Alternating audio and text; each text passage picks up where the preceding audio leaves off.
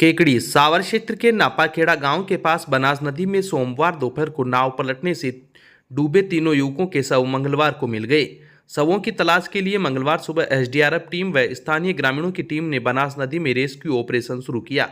इस दौरान एक शव सुबह करीब 10 बजे के लगभग मिल गया, वहीं अन्य 2 शव दोपहर बाद मिले। तीनों शव मिलने के बाद पुलिस एवं प्रशासनिक अधिकारियों ने राहत की सांस ली। पीड़ित परिवार सहित ग्रामीणों ने मत्स्य ठेकेदार के खिलाफ हत्या का मामला दर्ज करने की मांग की है। बता दें कि सोमवार को नापाखेड़ा निवासी 5 युवक नाव में बैठकर बनास नदी में बोटिंग करने गए थे। नदी में बोटिंग के दौरान अचानक नाव पलट गई, जिससे 5 युवक नदी में डूब गए। 2 युवक सांवरलाल मीणा व प्रवीण मीणा ने तैरकर अपनी जान बचाई। वहीं संदीप मीणा, राजवीर मीणा व कालूराम मीणा तीनों युवक नदी में डूब गए, जिससे तीनों की मौत हो गई। घटना के बाद पुलिस व प्रशासन सहित ग्रामीणों के सहयोग से एसडीआरएफ की टीम ने नदी में डूबे युवकों की तलाश शुरू की, लेकिन देर शाम तक कोई सुराग नहीं लगा।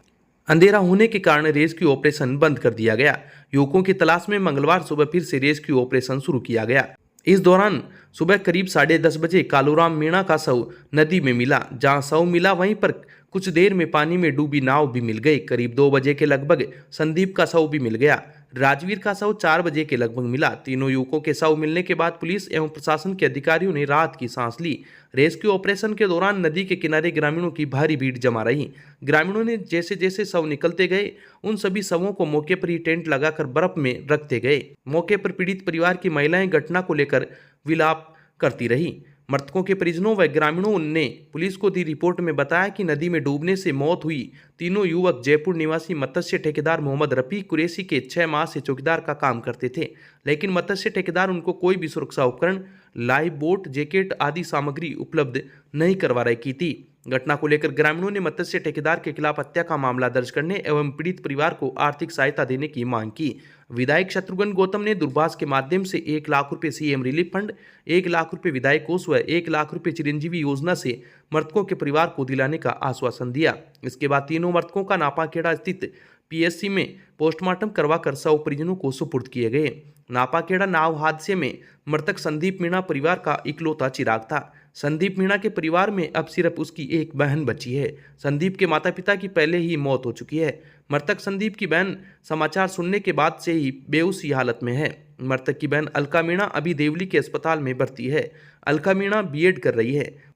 वहीं दूसरा मृतक कालूराम मीणा 2 भाई थे। तीसरा मृतक राजवीर मीणा भी इकलौता था। मृतक के एक बहन वहीं एक सौतेला भाई है। राजवीर की मां का पूर्व में ही निधन हो चुका है। घटनास्थल पर पुलिस उपाधीक्षक हर्षित शर्मा, तहसीलदार भगवती प्रसाद वैष्णव, सावर थानाधिकारी बनवारी लाल मीणा, केकड़ी सदर थानाधिकारी नाहर सिंह मीणा, सिटी थानाधिकारी कुसुमलता मीणा, सरवाड़ थानाधिकारी जगदीश जाट व सराना थानाधिकारी भवनलाल सहित 5 पुलिस थानों का जाब्ता तैनात था। अमित क्रेन सर्विस से छोटे 4 व्हीलर वाहन, कार, जीप के लिए 24 घंटे क्रेन की सुविधा उपलब्ध है।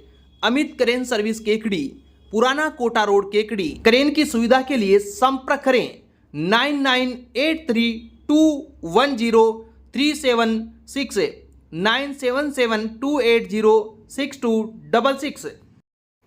केकड़ी शहर में मंगलवार अल सुबह से ही 2 हवाला कारोबारियों के घर, ऑफिस व फार्म हाउस में ईडी की कार्रवाई से हड़कंप मच गया। ईडी की टीम अल सुबह 6 बजे के लगभग केकड़ी पहुंची। ईडी की टीम 1 दर्जन कारों में सवार होकर आई। एक टीम ने पुराने अस्पताल रोड पर पुलिस थाने के पीछे एक हवाला कारोबार से जुड़े व्यापारी के ठिकाने पर दबिश दी। वहीं दूसरी टीम ने घंटाघर के पास पेच की गली में स्थित दूसरे हवाला कारोबारी के घर पर दबिश दी।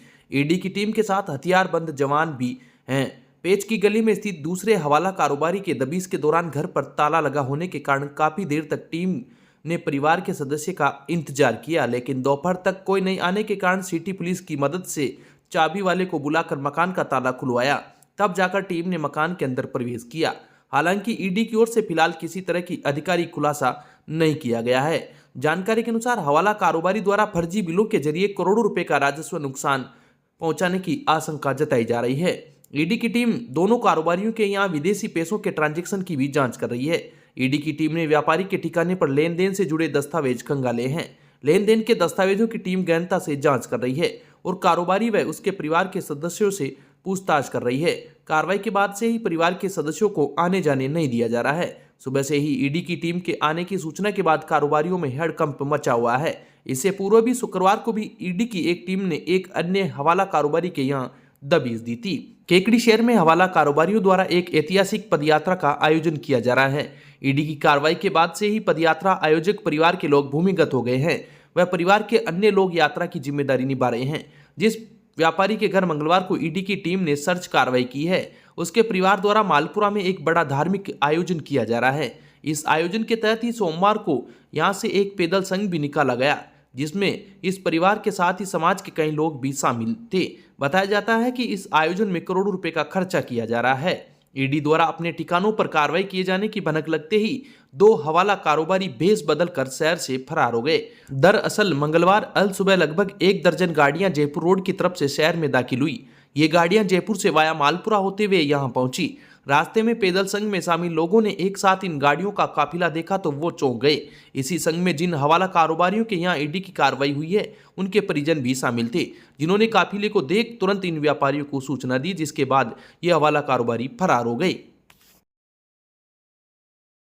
केकड़ी जिला बचाओ अभियान के तहत अधिवक्ताओं का कोर्ट परिसर में धरना लगातार जारी है। अधिवक्ता पिछले 2 महीने से अनिश्चितकालीन धरने पर बैठे हैं और सरकार से केकड़ी जिले को फिर से बहाल करने की मांग कर रहे हैं। मंगलवार को धरना प्रदर्शन के दौरान अपर लोक अभियोजक मोहिंद्र जोशी ने बताया कि फाल्गुनी एकादशी पर उन्होंने खाटू श्याम मंदिर जाकर केकड़ी को फिर से जिला बनाने के लिए विशेष प्रार्थना की है। खाटू श्याम बाबा के आशीर्वाद से केकड़ी फिर से जिला बनेगा और नए कीर्तिमान स्थापित करेगा। इस मौके पर उन्होंने कहा कि केकड़ी जिला बनने से क्षेत्र की जनता को काफी राहत मिली थी और सुगमता से उनके प्रशासनिक कार्य केकड़ी में ही होने लगे तथा अजमेर की लंबी दूरी घटने से पक्षकारों का समय और धन दोनों की बचत हुई थी। केकड़ी में वास्तविक जिला बना रहने के हर मापदंड पूरा करता है, इसलिए सरकार को केकड़ी को फिर से जिले का दर्जा देना चाहिए। इस मौके पर वरिष्ठ अधिवक्ता चेतन धाबाई ने कहा कि सरकार ने जल्दबाजी में जिला हटाने का फैसला लिया है तथा किन मापदंडों के आधार पर जिला हटाया वह आज तक सार्वजनिक नहीं किए गए, जिससे सरकार की मंशा पर सवाल खड़ा होता है। उन्होंने कहा कि जिला बनाते समय मापदंड तय किए थे और कमेटियों की सर्वे रिपोर्ट के आधार पर दिए गए सुझाव के तहत जिले बनाए गए थे, लेकिन जिला हटाते समय किसी प्रकार का कोई मापदंड तय नहीं किया गया और मर्जी आई उस जिले को राजनीतिक फायदे के लिए यथावत रख दिया और मर्जी आई जिस जिले को हटा दिया। लोकतंत्र में इस तरह के फैसले लेना कतई उचित नहीं है। इससे सरकार के प्रति जनता में अविश्वास की भावना पैदा हो रही है। इस मौके पर बार एसोसिएशन अध्यक्ष मनोज आहूजा, वरिष्ठ अधिवक्ता मंगललाल लोधा, रामोतार मीणा, चेतन धाबाई, हेमंत जैन, गजराज सिंह, भूपेंद्र सिंह, बिशन सिंह राजावत, विजेंद्र पारासर, महेंद्र चौधरी, राजेंद्र अग्रवाल, लोकेश शर्मा सहित कई अधिवक्ता मौजूद थे।